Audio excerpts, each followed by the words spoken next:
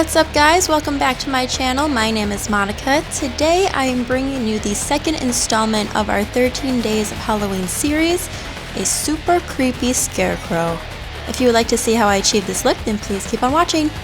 To get started, we are grabbing some liquid latex and taking a disposable sponge. I'm putting this in the areas right around my mouth where I want this kind of sewn up mouthpiece to be. Make sure not to be getting the liquid latex on your lips, just around. Putting down a sheet of tissue paper, tearing up the edges just to form to the shape that we need. Putting another layer of liquid latex down, another layer of tissue paper, and repeating this process about 3 times total.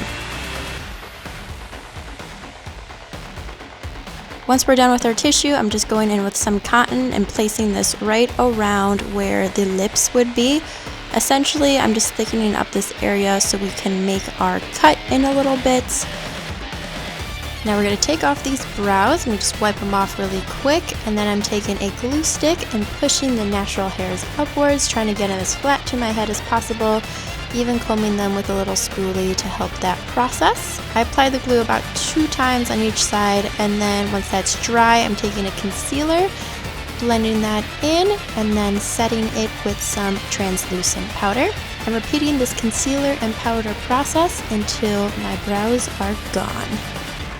Next, I'm taking a brown eyeliner pencil and I'm just sketching out around my eyes, forehead, nose, bridge of my nose, and down my neck, how I just want everything to kind of be loosely laid out. Then we're going to be taking a small pair of scissors, and be really careful guys. We're going to be cutting into our mouth now and creating an opening. Now I'm taking the darkest shade in my NYX Highlight and Contour Cream Pro palette, and I'm using this to fill the inside of my mouth. You definitely don't need to do this step, because then I decided pretty quickly I was going to go in with my black water activated face paint and do it that way instead, because I decided that I just wanted it to be pitch black in there. But since I had put down a cream product, I'm going in with a translucent powder to just set it and keep it from moving around. And then over all the outside latex bits, I'm putting some concealer, blending that in, and then setting that with powder as well. Taking that same pair of tiny scissors, we're going to be very carefully poking holes in the top and bottom quote-unquote lip portions of our latex.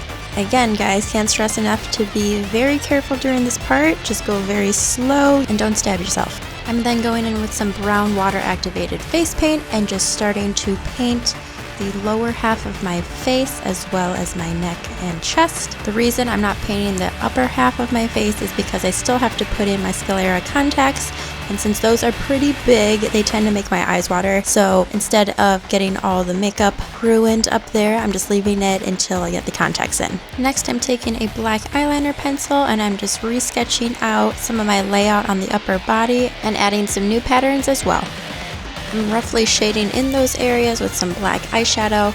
Don't worry about being too perfect with this. We're not really worried too much about it at this point. I just want to make sure to get in that depth where I'm going to be placing it.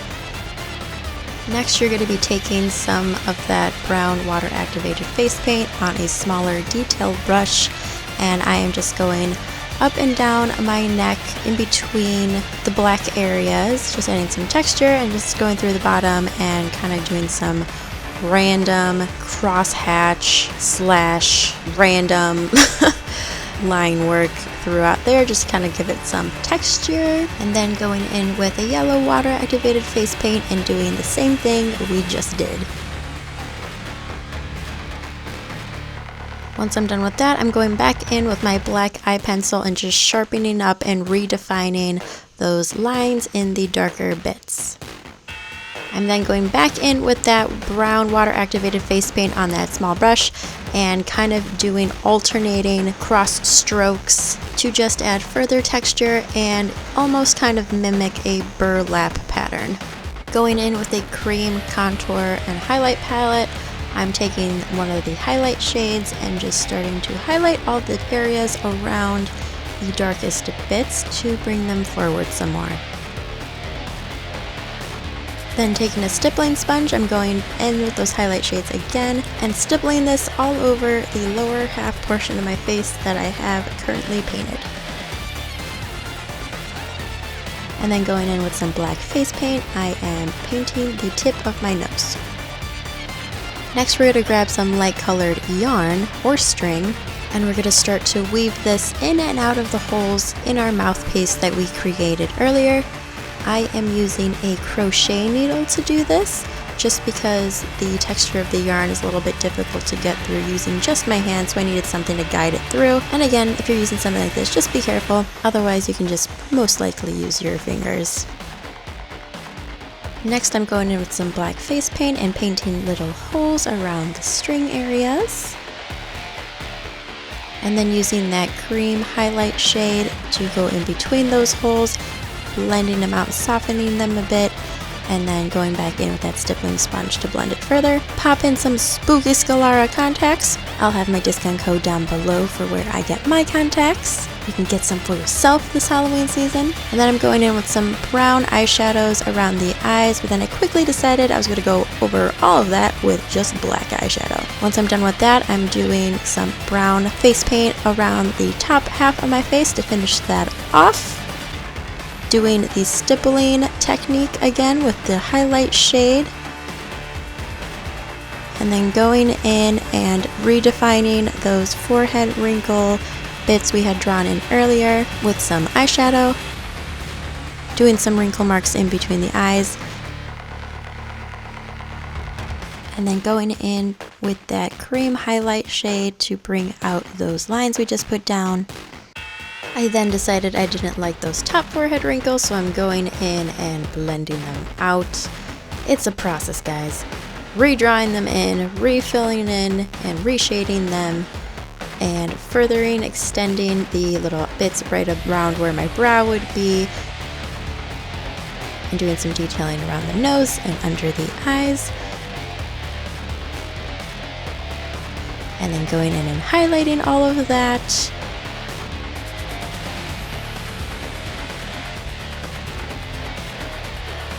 And then doing little stitch marks on the nose.